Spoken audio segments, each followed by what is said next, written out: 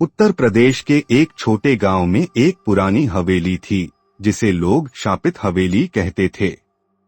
गांव वाले कहते थे कि वहां रात को अजीब अजीब आवाजें आती हैं और जो भी अंदर गया वो या तो पागल लौट आया या फिर कभी नहीं लौटा। एक दिन शहर से 3 दोस्त अजय, रोहित और विक्रम गांव घूमने आए। उन्होंने हवेली की कहानियां सुनी और सोचा कि ये सब सिर्फ अफवाहें हैं।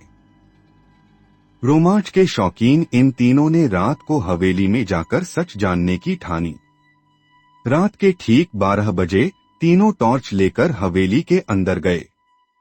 हवेली टूटी फूटी थी, दीवारों पर जाले और सड़ी हुई लकड़ी की गंध फैली हुई थी। अंदर घुसते ही अजय ने महसूस किया कि कोई उसे देख रहा है, पर उसने कुछ नहीं कहा। वे जब दूसरे कमरे में पहुंचे तो एक पुराना झूला अपने आप हिल रहा था। रोहित ने हंसते हुए कहा, शायद हवा है, लेकिन हवेली में एक खामोशी थी, इतनी भारी कि सांस लेना भी मुश्किल लगे।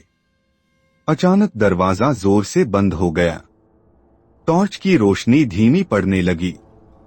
तभी विक्रम की चीख सुनाई दी, वो गायब हो गया था। अजय और रोहित ने उसे बहुत ढूंढा, लेकिन हवेली जैसे भुलभुलिया थी।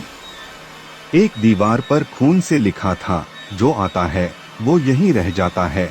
डर के मारे दोनों भागने लगे। तभी एक सफेद साड़ी पहने औरत दिखाई दी।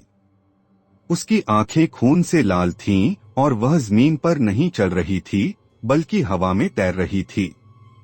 अजय डर के मारे बेहोश हो गया और रोहित भागने की कोशिश में सीढ़ियों से गिर पड़ा।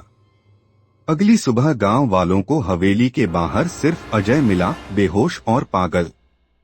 वह बस एक ही बात दोहरा रहा था, वो औरत। विक्रम और रोहित का आज तक कोई पता नहीं चला।